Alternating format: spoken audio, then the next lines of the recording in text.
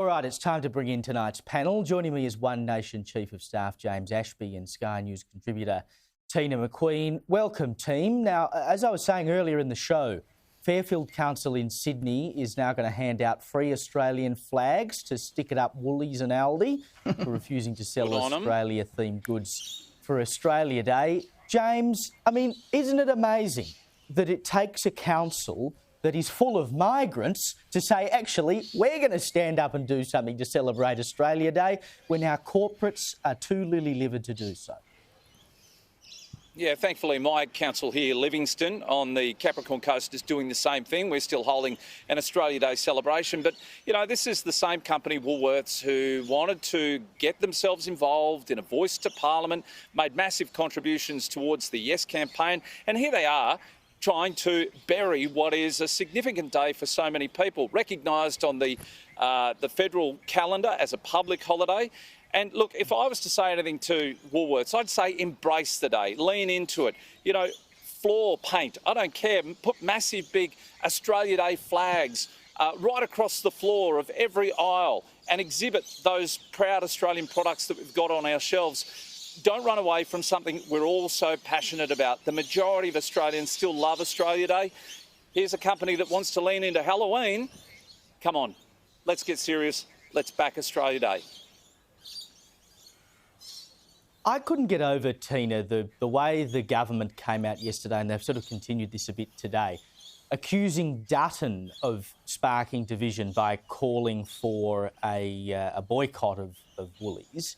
I mean, the division is not being caused by Dutton saying, we'll spend your dollar where you think your dollar is worth being spent. It's being caused by outfits like Woolworths that deliberately try to do over our National Day, a day for every Australian. That's exactly right. I couldn't believe Labor's response either. And Dutton is trying to do the exact opposite of that. He wants to unite Australia. He wants everyone to have a day of celebration where, you know, a lot of things are forgotten. We just come together and make it a very joyous day. I can't see how Labor doesn't see that. To accuse Peter Dutton of being divisive is absolutely ridiculous. I mean, they tried this on him during The Voice and it didn't work, and it won't work here either. And I hope every council and every Australian gets behind Mr Dutton in wanting to unite and make it a fabulous, fun day. Now, former Northern Territory Labor MP has blasted the current Territory Labor government over its inaction on issues affecting remote communities. Scott McConnell, he spoke exclusively to Sky News and said that the Darwin-based government has no interest in things taking place in places like Alice Springs at the moment. Of course, we talked extensively about this on Sky last year, James. We're one of the only places that did talk extensively about it. The coverage you got over on the ABC, of course, was accusing everyone of being white supremacists for being worried about what was going on in Alice Springs. But you still have the same people going through the same issues, and we've all just sort of forgotten about it. Yeah, Caleb, the problem is it's not just this bloke who's now out of politics, but the same thing occurred straight after the Voice to Parliament referendum. When we went back to federal parliament, we had Labor senators, I can only speak on the side of the Senate, but I heard Labor senators openly admit to Senator Hanson herself, you were on the right side of the debate and we wish that we could back the same side you were on. But see, the thing is, the Labor Party don't say anything when they're in government. And the problem with that is that you're not getting proper, true representation. This bloke identified the real serious issue in a lot of Aboriginal communities. A lot of these kids aren't forced to go to get an education. Their parents just, sadly, don't care enough. And we've got great facilities. We've got great programs in place for these kids. This is not about bridging gaps.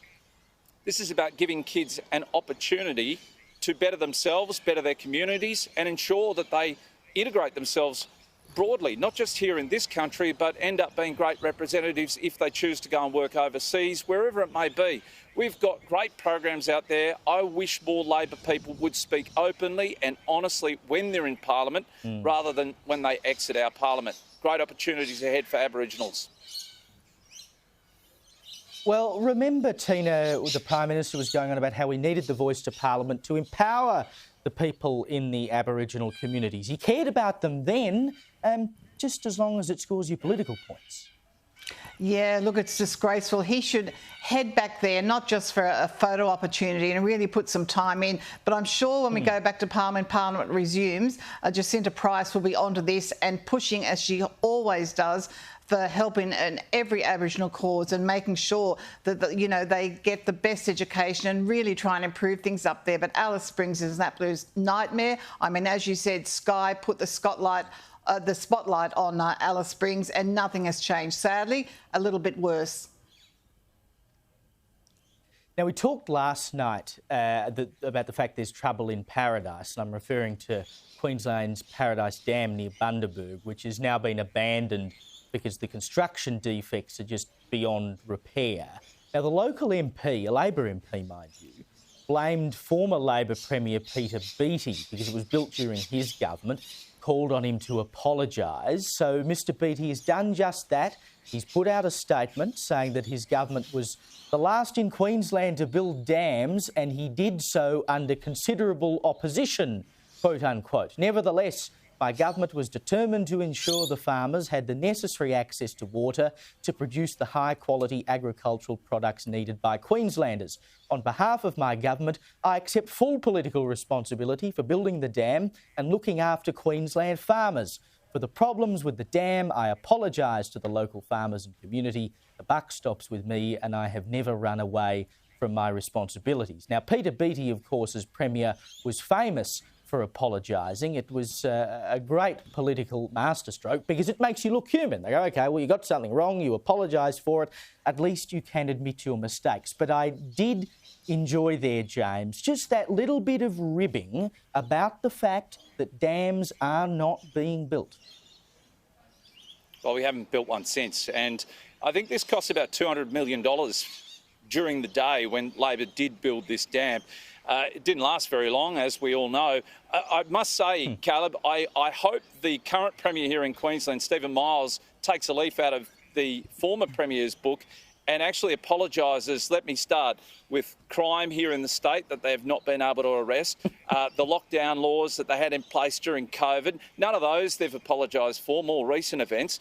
But here we've got a problem where we've already spent $1.2 billion on trying to keep this damn wall propped up. All to what?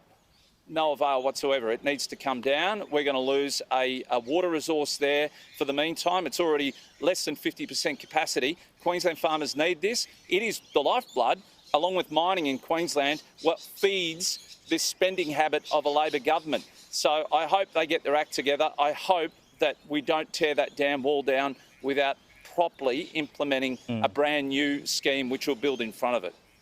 Oh, Caleb, I think the only hope is a new government in Queensland. Honestly, that's the only hope. Stephen Miles isn't going to do anything about this. Well, and we just don't build dams. I just can't get over it. How dumb are we as a country? I say it again and again. You know, Dorothea McKellar wrote more than 100 years ago about us being a land of drought and flooding rains. And we don't build dams. We have all this water comes down, we don't save any of it, then it's drought and we've got no water. I mean, the definition of insanity is doing the same thing over and over again and expecting a different result. The journalist Antoinette Lattouf, she was working at the ABC over summer, filling in on ABC Radio Sydney. She was axed in December after posting a series of anti-Israel rants on social media. Now she's claiming in legal action that she was sacked because of her race, and she's also claiming that the ABC is unsafe and discriminates against people of colour. James, am I living in some alternate universe here? Caleb, the ABC is one of the most racist organisations to work for. Let me say it very clearly. If you are white, male, heterosexual and conservative, you are targeted.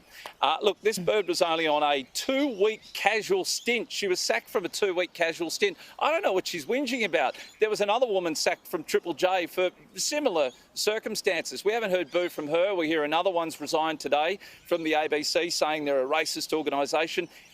The ABC have the most diversity out of all government departments. I don't buy it. They're actually not diverse, James. You can never find a Conservative on the ABC. Never. So, you know, there's no diversity. That's true. They're not... Yeah.